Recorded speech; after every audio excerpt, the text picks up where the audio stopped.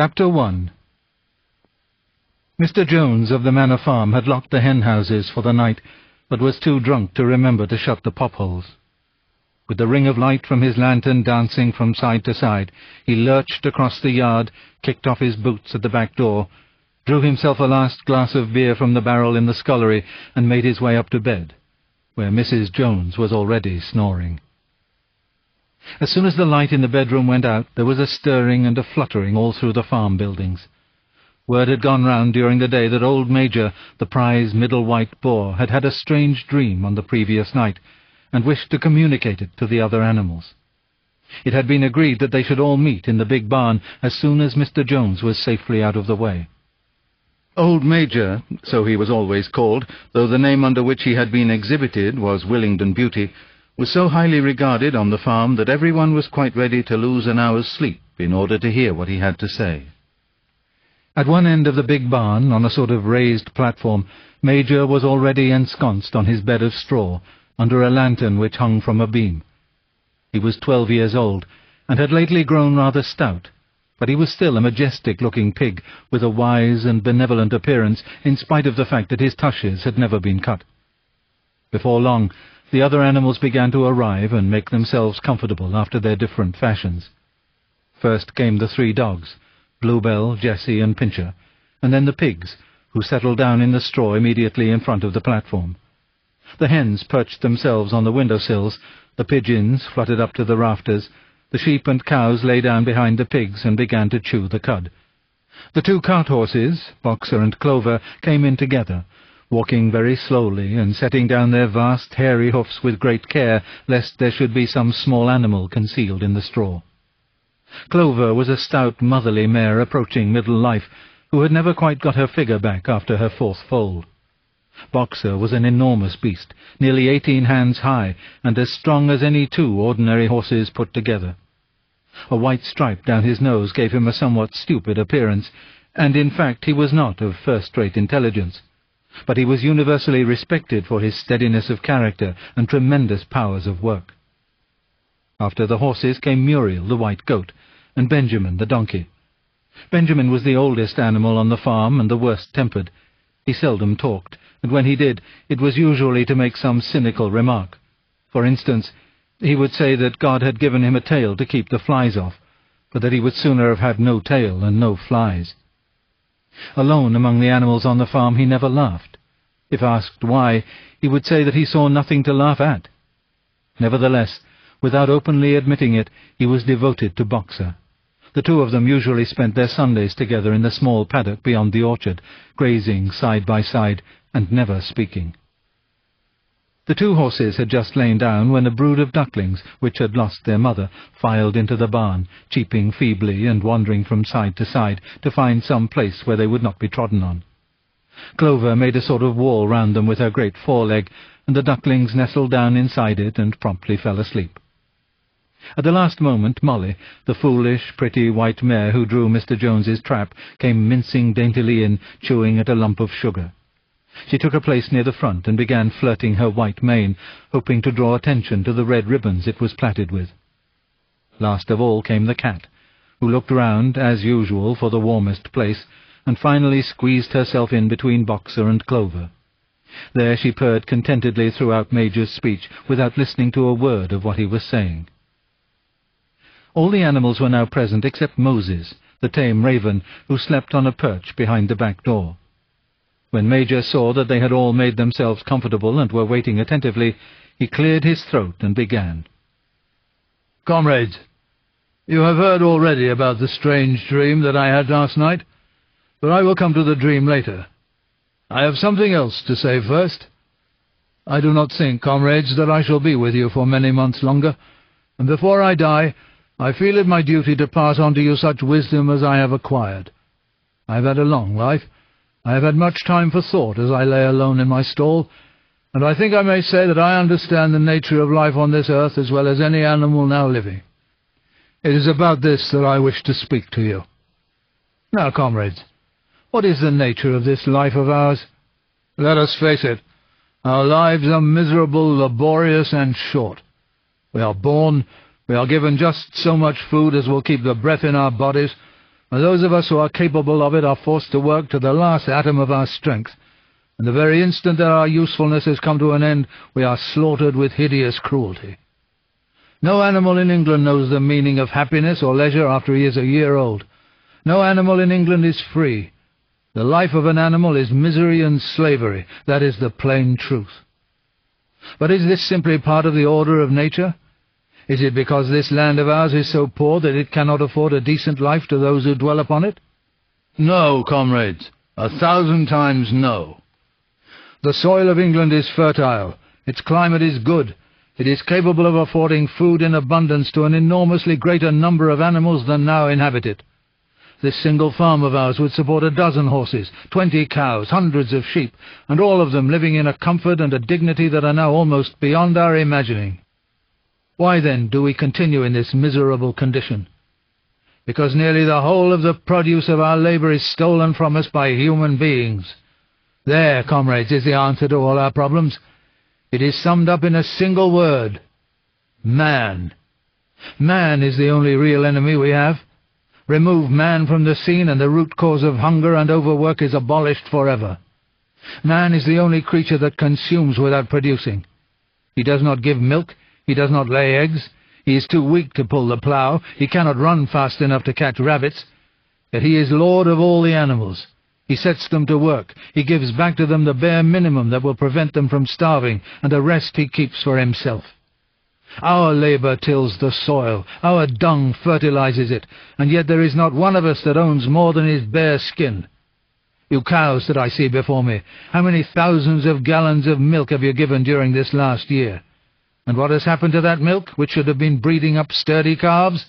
Every drop of it has gone down the throats of our enemies. And you hens, how many eggs have you laid in this last year, and how many of those eggs ever hatched into chickens? The rest have all gone to market to bring in money for Jones and his men. And you, Clover, where are those 4 foals you bore, who should have been the support and pleasure of your old age? Each was sold at a year old. You will never see one of them again.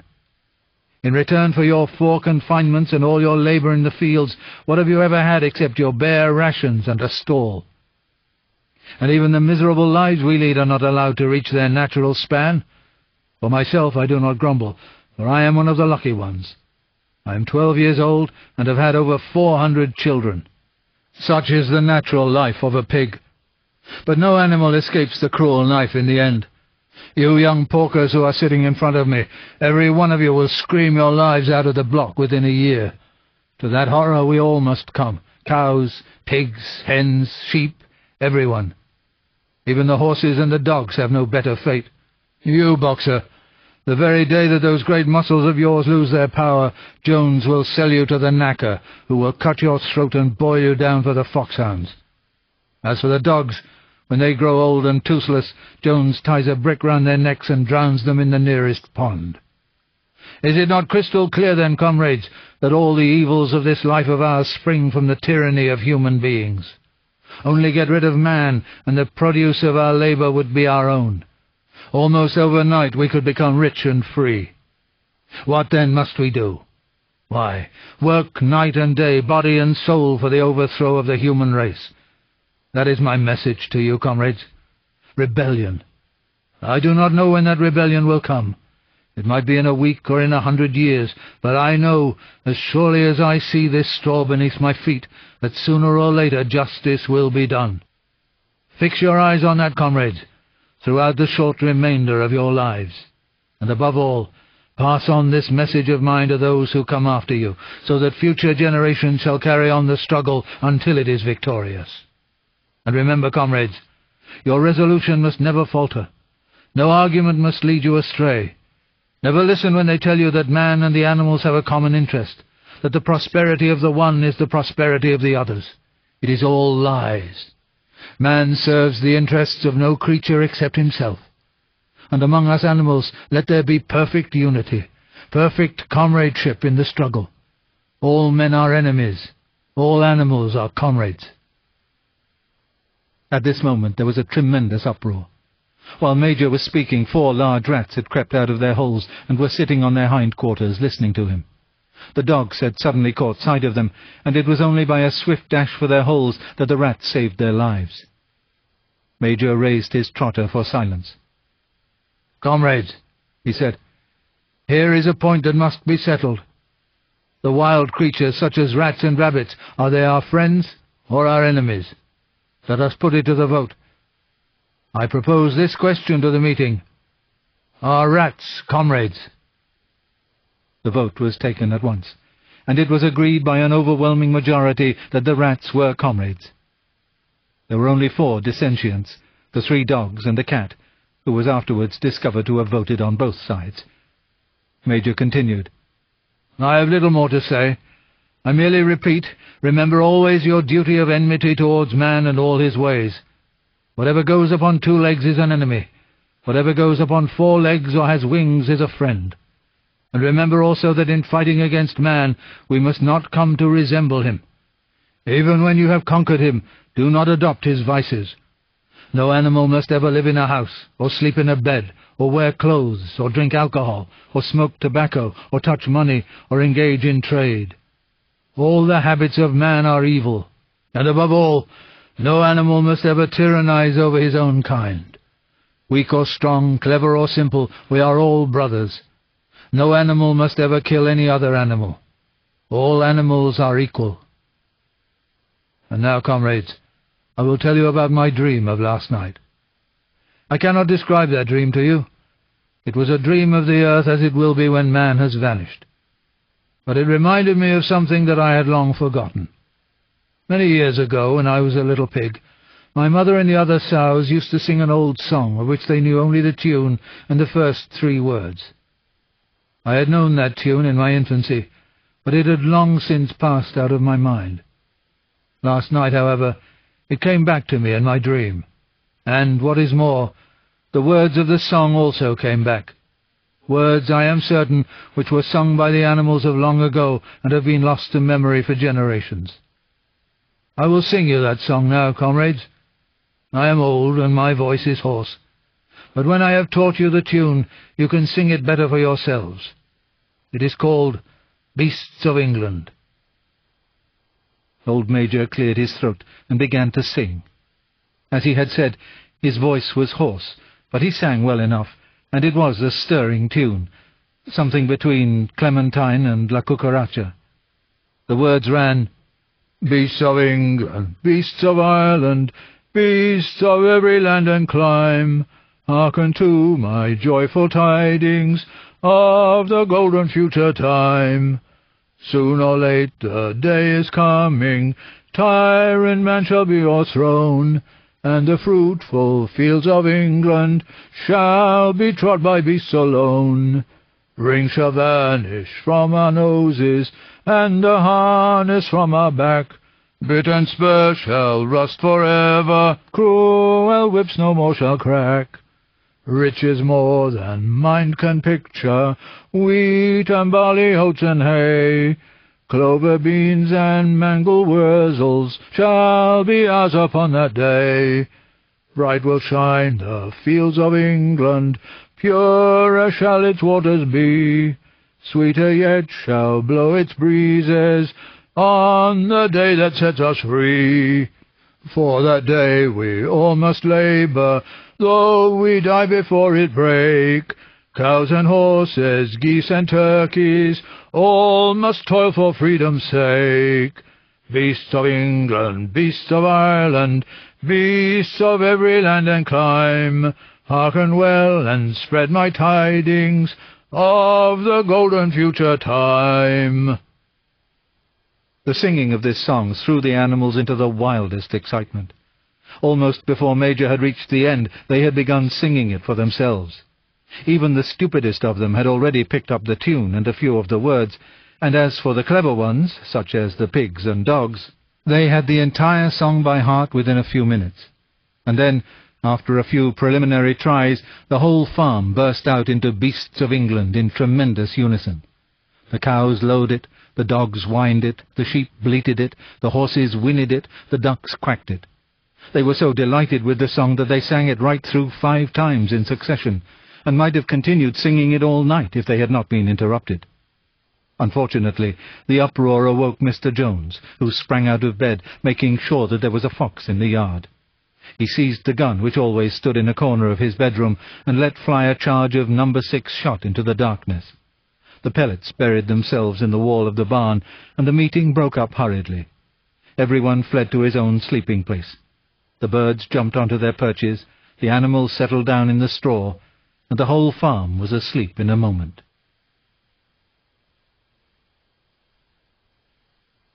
Chapter 2. 3 nights later, old Major died peacefully in his sleep. His body was buried at the foot of the orchard. This was early in March. During the next 3 months there was much secret activity. Major's speech had given to the more intelligent animals on the farm a completely new outlook on life. They did not know when the rebellion predicted by Major would take place. They had no reason for thinking that it would be within their own lifetime, but they saw clearly that it was their duty to prepare for it. The work of teaching and organizing the others fell naturally upon the pigs, who were generally recognized as being the cleverest of the animals.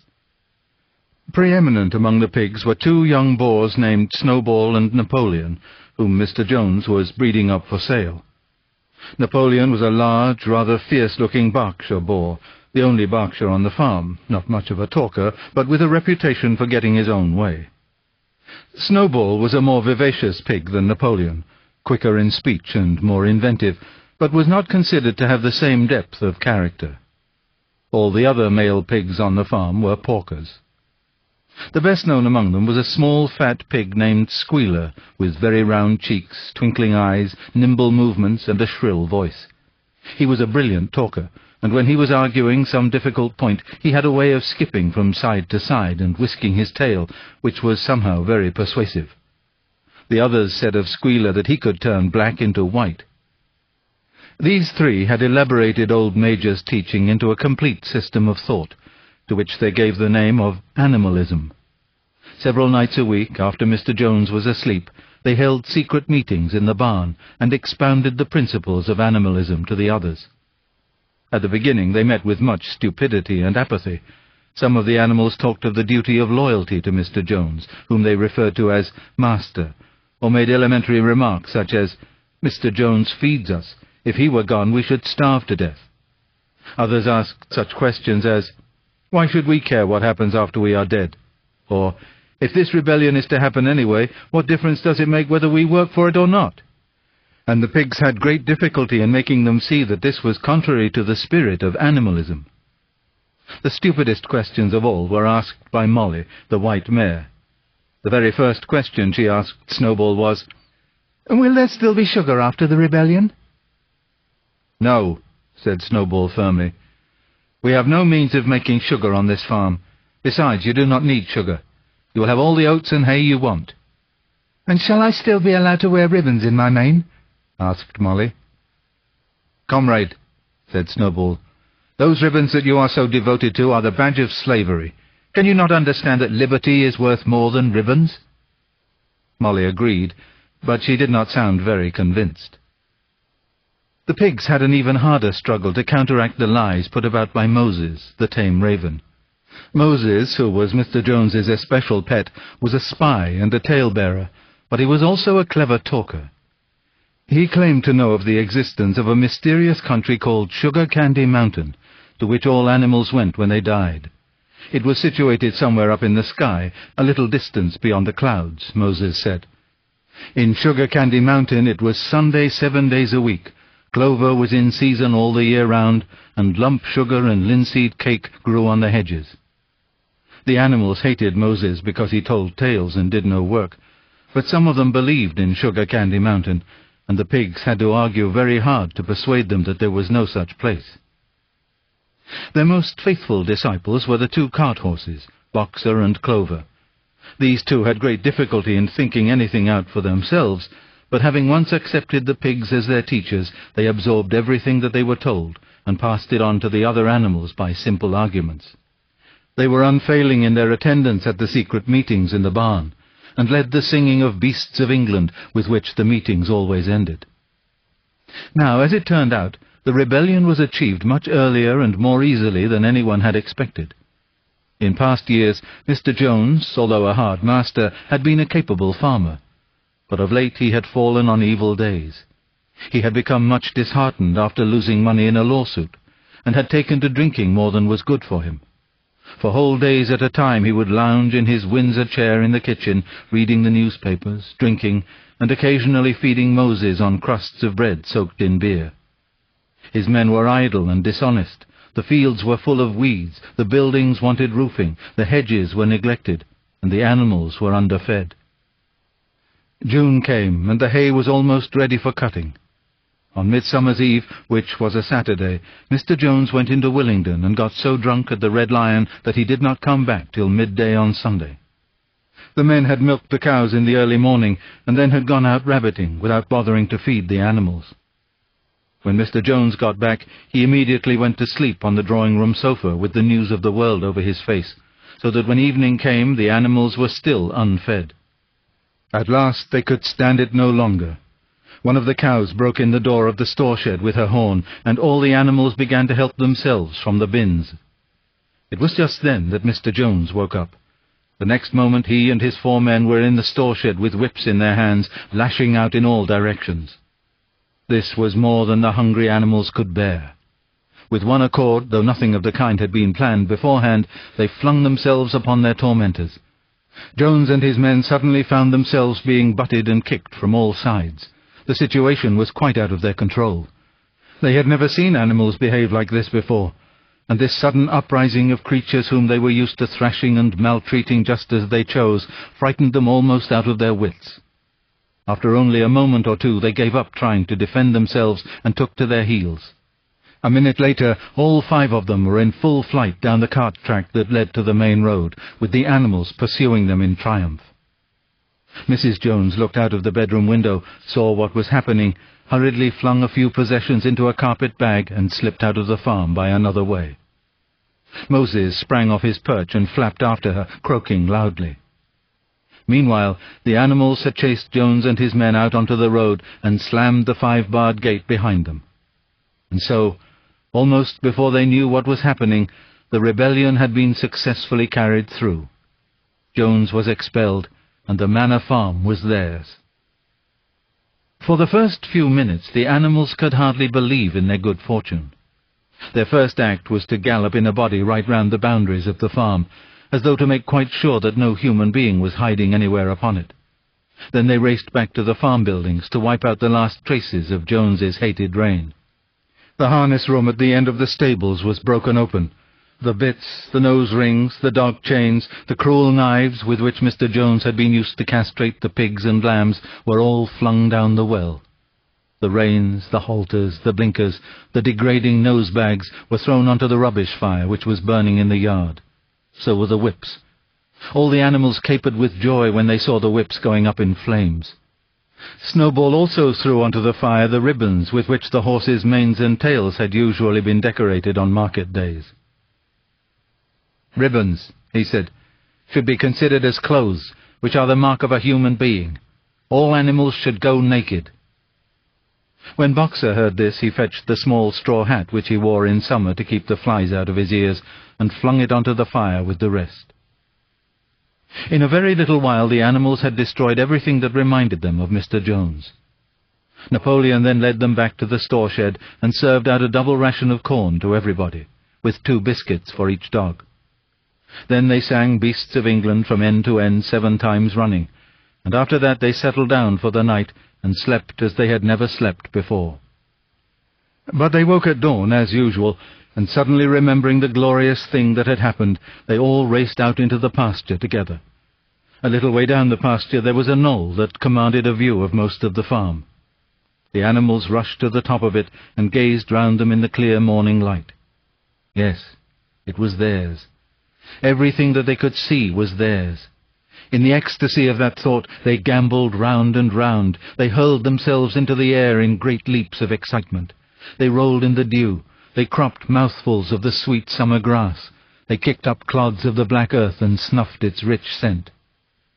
Then they made a tour of inspection of the whole farm, and surveyed with speechless admiration the ploughland, the hayfield, the orchard, the pool, the spinney.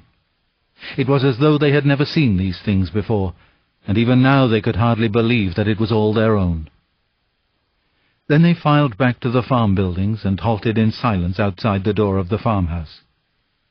That was theirs too, but they were frightened to go inside. After a moment, however, Snowball and Napoleon butted the door open with their shoulders, and the animals entered in single file, walking with the utmost care for fear of disturbing anything.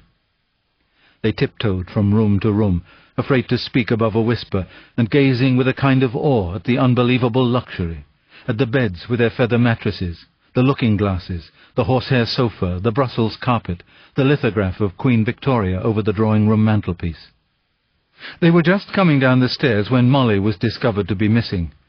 Going back, the others found that she had remained behind in the best bedroom. She had taken a piece of blue ribbon from Mrs. Jones's dressing-table and was holding it against her shoulder and admiring herself in the glass in a very foolish manner. The others reproached her sharply, and they went outside. Some hams hanging in the kitchen were taken out for burial, and the barrel of beer in the scullery was stove in with a kick from Boxer's hoof. Otherwise nothing in the house was touched. A unanimous resolution was passed on the spot that the farmhouse should be preserved as a museum. All were agreed that no animal must ever live there. The animals had their breakfast, and then Snowball and Napoleon called them together again. "Comrades," said Snowball, "it is 6:30, and we have a long day before us. Today we begin the hay harvest, but there is another matter that must be attended to first."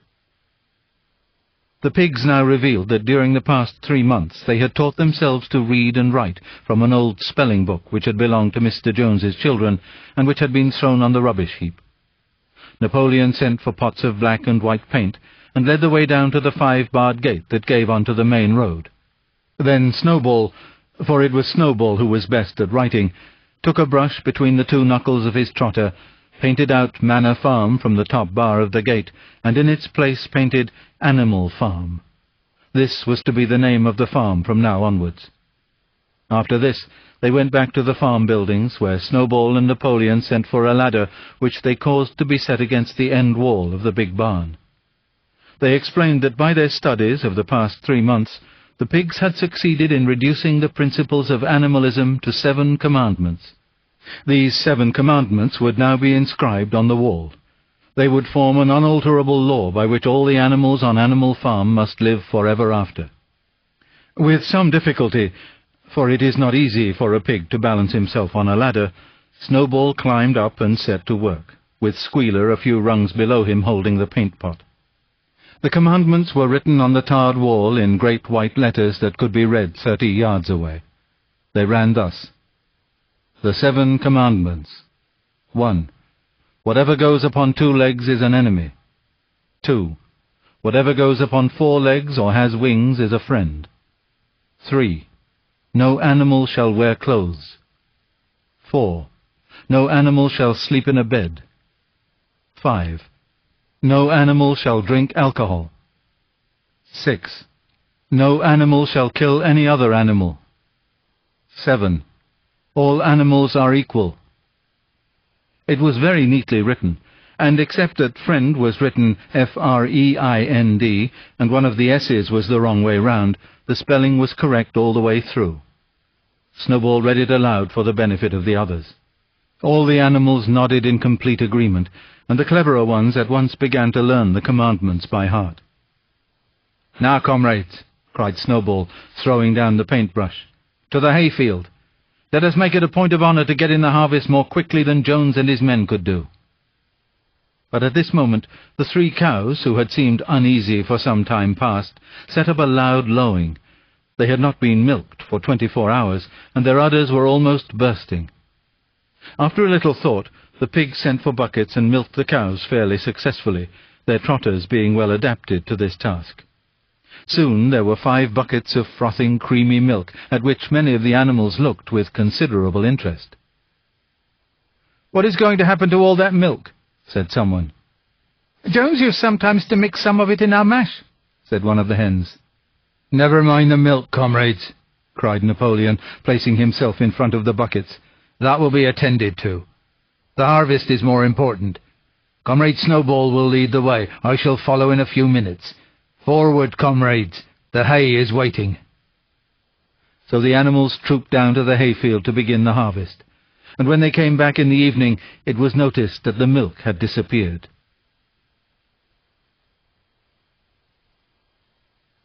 Chapter 3. How they toiled and sweated to get the hay in. But their efforts were rewarded, for the harvest was an even bigger success than they had hoped. Sometimes the work was hard. The implements had been designed for human beings and not for animals, and it was a great drawback that no animal was able to use any tool that involved standing on his hind legs. But the pigs were so clever that they could think of a way round every difficulty. As for the horses, they knew every inch of the field, and in fact understood the business of mowing and raking far better than Jones and his men had ever done. The pigs did not actually work, but directed and supervised the others. With their superior knowledge, it was natural that they should assume the leadership. Boxer and Clover would harness themselves to the cutter or the horse-rake. No bits or reins were needed in these days, of course, and tramp steadily round and round the field, with a pig walking behind and calling out, "Gee up, comrade," or "Woe back, comrade," as the case might be. And every animal down to the humblest worked at turning the hay and gathering it. Even the ducks and hens toiled to and fro all day in the sun, carrying tiny wisps of hay in their beaks. In the end, they finished the harvest in 2 days less time than it had usually taken Jones and his men. Moreover, it was the biggest harvest that the farm had ever seen. There was no wastage whatever. The hens and ducks with their sharp eyes had gathered up the very last stalk, and not an animal on the farm had stolen so much as a mouthful. All through that summer the work of the farm went like clockwork. The animals were happy as they had never conceived it possible to be. Every mouthful of food was an acute positive pleasure, now that it was truly their own food, produced by themselves and for themselves, not doled out to them by a grudging master. With the worthless, parasitical human beings gone, there was more for everyone to eat. There was more leisure, too, inexperienced though the animals were. They met with many difficulties. For instance, later in the year, when they harvested the corn, they had to tread it out in the ancient style and blow away the chaff with their breath, since the farm possessed no threshing machine. But the pigs with their cleverness, and Boxer with his tremendous muscles, always pulled them through. Boxer was the admiration of everybody. He had been a hard worker even in Jones's time, but now he seemed more like 3 horses than 1. There were days when the entire work of the farm seemed to rest on his mighty shoulders. From morning to night he was pushing and pulling, always at the spot where the work was hardest. He had made an arrangement with one of the cockerels to call him in the mornings half an hour earlier than anyone else, and would put in some volunteer labour at whatever seemed to be most needed before the regular day's work began. His answer to every problem, every setback was, "I will work harder," which he had adopted as his personal motto. But everyone worked according to his capacity. The hens and ducks, for instance, saved 5 bushels of corn at the harvest by gathering up the stray grains. Nobody stole, nobody grumbled over his rations. The quarrelling and biting and jealousy which had been normal features of life in the old days had almost disappeared. Nobody shirked, or almost nobody. Molly, it was true, was not good at getting up in the mornings, and had a way of leaving work early on the ground that there was a stone in her hoof. And the behaviour of the cat was somewhat peculiar. It was soon noticed that when there was work to be done, the cat could never be found. She would vanish for hours on end, and then reappear at meal-times or in the evening after work was over, as though nothing had happened. But she always made such excellent excuses, and purred so affectionately that it was impossible not to believe in her good intentions. Old Benjamin, the donkey, seemed quite unchanged since the rebellion. He did his work in the same slow, obstinate way as he had done it in Jones's time, never shirking, and never volunteering for extra work either. About the rebellion and its results he would express no opinion. When asked whether he was not happier now that Jones was gone, he would say only, "Donkeys live a long time. None of you has ever seen a dead donkey." And the others had to be content with this cryptic answer. On Sundays there was no work. Breakfast was an hour later than usual, and after breakfast there was a ceremony which was observed every week without fail. First came the hoisting of the flag. Snowball had found in the harness-room an old green tablecloth of Mrs. Jones's, and had painted on it a hoof and a horn in white. This was run up the flagstaff in the farmhouse garden every Sunday morning. The flag was green, Snowball explained, to represent the green fields of England, while the hoof and horn signified the future Republic of the Animals, which would arise when the human race had been finally overthrown. After the hoisting of the flag, all the animals trooped into the big barn for a general assembly, which was known as the meeting. Here the work of the coming week was planned out, and resolutions were put forward and debated. It was always the pigs who put forward the resolutions. The other animals understood how to vote, but could never think of any resolutions of their own. Snowball and Napoleon were by far the most active in the debates. But it was noticed that these two were never in agreement. Whatever suggestion either of them made, the other could be counted on to oppose it. Even when it was resolved, a thing no one could object to in itself, to set aside the small paddock behind the orchard as a home of rest for animals who were past work, there was a stormy debate over the correct retiring age for each class of animal. The meeting always ended with the singing of Beasts of England, and the afternoon was given up to recreation. The pigs had set aside the harness room as a headquarters for themselves. Here, in the evenings, they studied blacksmithing, carpentering, and other necessary arts from books which they had brought out of the farmhouse. Snowball also busied himself with organizing the other animals into what he called animal committees. He was indefatigable at this. He formed the Egg Production Committee for the hens, the Clean Tails League for the cows, the Wild Comrades Re-Education Committee. The object of this was to tame the rats and rabbits, the Whiter Wool Movement for the sheep, and various others, besides instituting classes in reading and writing. On the whole, these projects were a failure. The attempt to tame the wild creatures, for instance, broke down almost immediately. They continued to behave very much as before, and when treated with generosity, simply took advantage of it. The cat joined the Re-Education Committee, and was very active in it for some days. She was seen one day sitting on a roof and talking to some sparrows who were just out of her reach. She was telling them that all animals were now comrades, and that any sparrow who chose could come and perch on her paw. But the sparrows kept their distance. The reading and writing classes, however, were a great success. By the autumn, almost every animal on the farm was literate in some degree. As for the pigs, they could already read and write perfectly. The dogs learned to read fairly well, but were not interested in reading anything except the 7 Commandments. Muriel the goat could read somewhat better than the dogs, and sometimes used to read to the others in the evenings from scraps of newspaper which she found on the rubbish heap. Benjamin could read as well as any pig, but never exercised his faculty. So far as he knew, he said, there was nothing worth reading. Clover learnt the whole alphabet, but could not put words together. Boxer could not get beyond the letter D. He would trace out A, B, C, D in the dust with his great hoof, and then would stand staring at the letters with his ears back, sometimes shaking his forelock, trying with all his might to remember what came next, and never succeeding. On several occasions, indeed, he did learn E, F, G, H, but by the time he knew them, it was always discovered that he had forgotten A, B, C, and D. Finally, he decided to be content with the first 4 letters, and used to write them out once or twice every day to refresh his memory. Molly refused to learn any but the 6 letters which spelt her own name. She would form these very neatly out of pieces of twig, and would then decorate them with a flower or two, and walk round them, admiring them. None of the other animals on the farm could get further than the letter A. It was also found that the stupider animals, such as the sheep, hens, and ducks, were unable to learn the 7 Commandments by heart.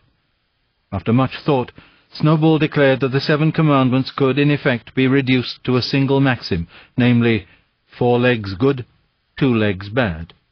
This, he said, contained the essential principle of animalism. Whoever had thoroughly grasped it would be safe from human influences. The birds at first objected, since it seemed to them that they also had 2 legs, but Snowball proved to them that this was not so. "A bird's wing, comrades," he said, "is an organ of propulsion and not of manipulation. It should therefore be regarded as a leg. The distinguishing mark of man is the hand, the instrument with which he does all his mischief." The birds did not understand Snowball's long words, but they accepted his explanation, and all the humbler animals set to work to learn the new maxim by heart. 4 legs good, 2 legs bad was inscribed on the end wall of the barn, above the 7 commandments, and in bigger letters. When they had once got it by heart, the sheep developed a great liking for this maxim, and often as they lay in the field they would all start bleating, 4 legs good, 2 legs bad, 4 legs good, 2 legs bad, and keep it up for hours on end, never growing tired of it. Napoleon took no interest in Snowball's committees. He said that the education of the young was more important than anything that could be done for those who were already grown up. It happened that Jessie and Bluebell had both whelped soon after the hay harvest, giving birth between them to 9 sturdy puppies.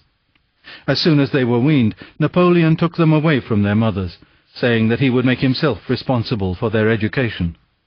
He took them up into a loft which could only be reached by a ladder from the harness room, and there kept them in such seclusion that the rest of the farm soon forgot their existence. The mystery of where the milk went to was soon cleared up. It was mixed every day into the pigs' mash. The early apples were now ripening, and the grass of the orchard was littered with windfalls. The animals had assumed as a matter of course that these would be shared out equally. One day, however, the order went forth that all the windfalls were to be collected and brought to the harness room for the use of the pigs. At this some of the other animals murmured, but it was no use. All the pigs were in full agreement on this point, even Snowball and Napoleon.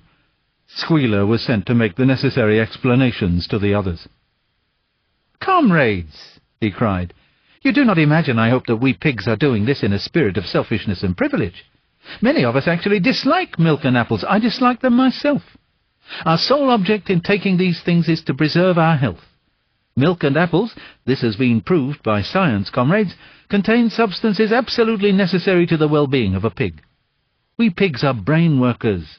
The whole management and organization of this farm depend on us. Day and night we are watching over your welfare. It is for your sake that we drink that milk and eat those apples. Do you know what would happen if we pigs failed in our duty? Jones would come back. Yes, Jones would come back. Surely, comrades," cried Squealer almost pleadingly, skipping from side to side and whisking his tail, "surely there is no one among you who wants to see Jones come back?" Now, if there was one thing that the animals were completely certain of, it was that they did not want Jones back. When it was put to them in this light, they had no more to say. The importance of keeping the pigs in good health was all too obvious.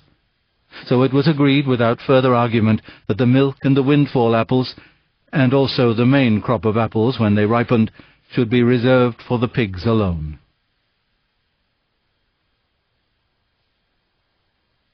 Chapter 4. By the late summer the news of what had happened on Animal Farm had spread across half the county. Every day Snowball and Napoleon sent out flights of pigeons whose instructions were to mingle with the animals on neighbouring farms, tell them the story of the rebellion, and teach them the tune of Beasts of England. Most of this time Mr. Jones had spent sitting in the tap-room of the Red Lion at Willingdon, complaining to anyone who would listen of the monstrous injustice he had suffered in being turned out of his property by a pack of good-for-nothing animals. The other farmers sympathized in principle, but they did not at first give him much help. At heart, each of them was secretly wondering whether he could not somehow turn Jones's misfortune to his own advantage. It was lucky that the owners of the 2 farms which adjoined Animal Farm were on permanently bad terms. One of them, which was named Foxwood, was a large, neglected, old-fashioned farm, much overgrown by woodland, with all its pastures worn out and its hedges in a disgraceful condition.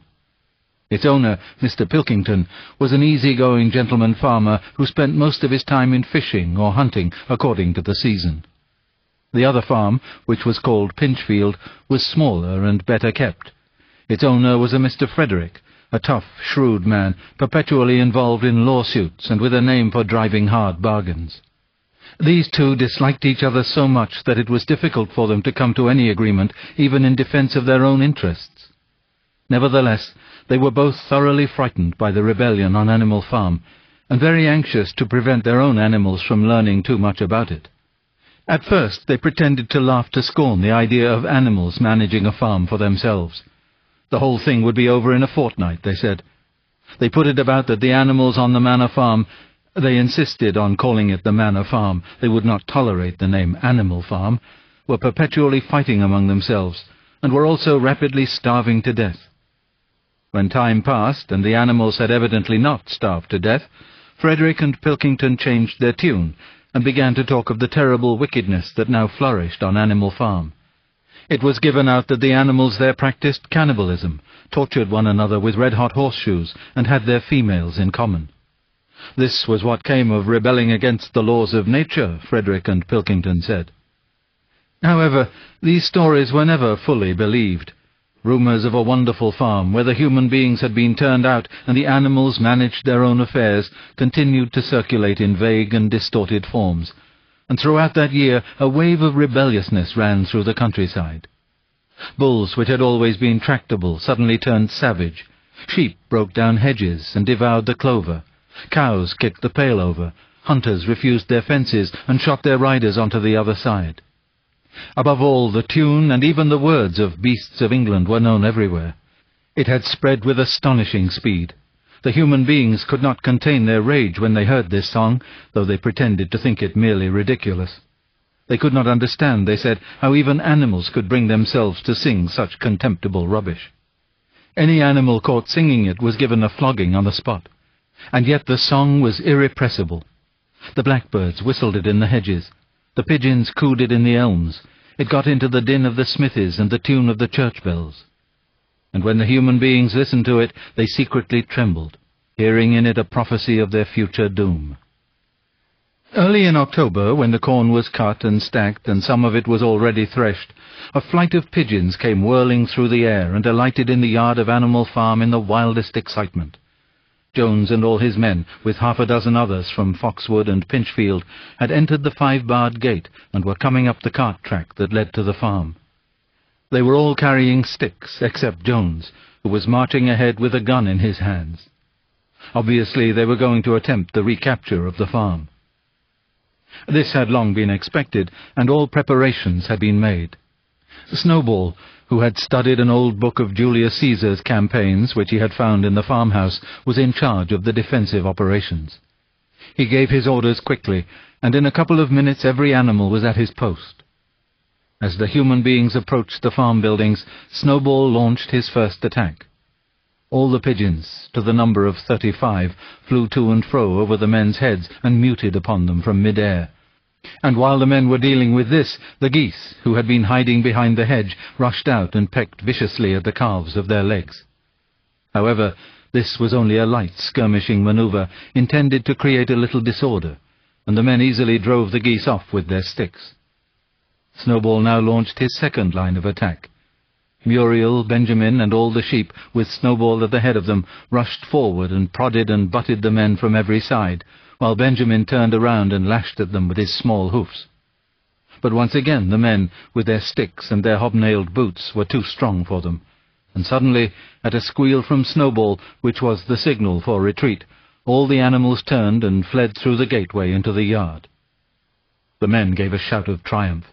They saw, as they imagined, their enemies in flight, and they rushed after them in disorder.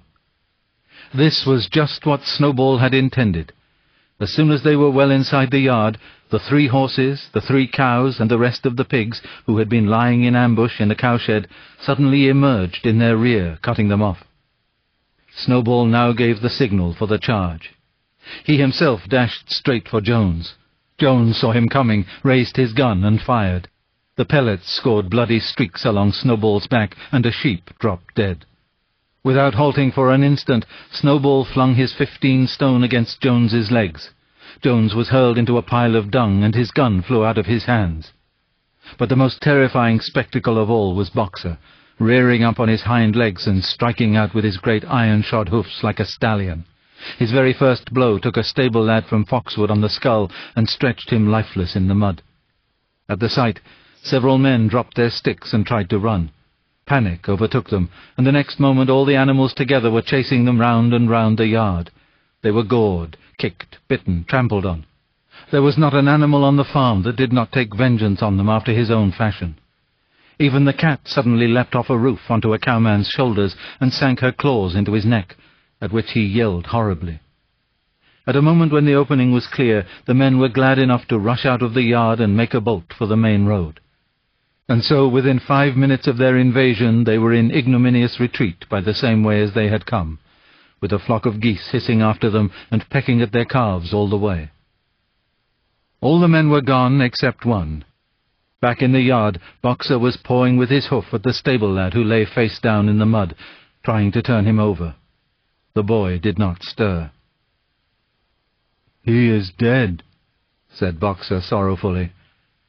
"I had no intention of doing that. I forgot that I was wearing iron shoes. Who will believe that I did not do this on purpose?"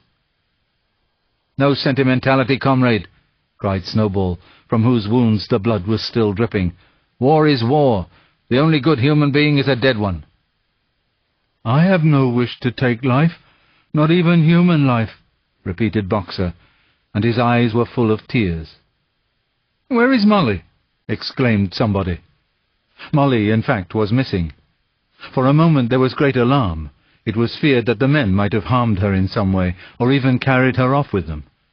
In the end, however, she was found hiding in her stall, with her head buried among the hay in the manger. She had taken to flight as soon as the gun went off, and when the others came back from looking for her, it was to find that the stable lad, who in fact was only stunned, had already recovered and made off.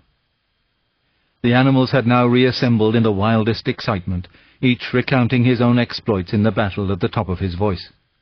An impromptu celebration of the victory was held immediately. The flag was run up, and Beasts of England was sung a number of times. Then the sheep who had been killed was given a solemn funeral, a hawthorn bush being planted on her grave. At the gravesite, Snowball made a little speech, emphasizing the need for all animals to be ready to die for Animal Farm, if need be. The animals decided unanimously to create a military decoration, Animal Hero First Class, which was conferred there and then on Snowball and Boxer.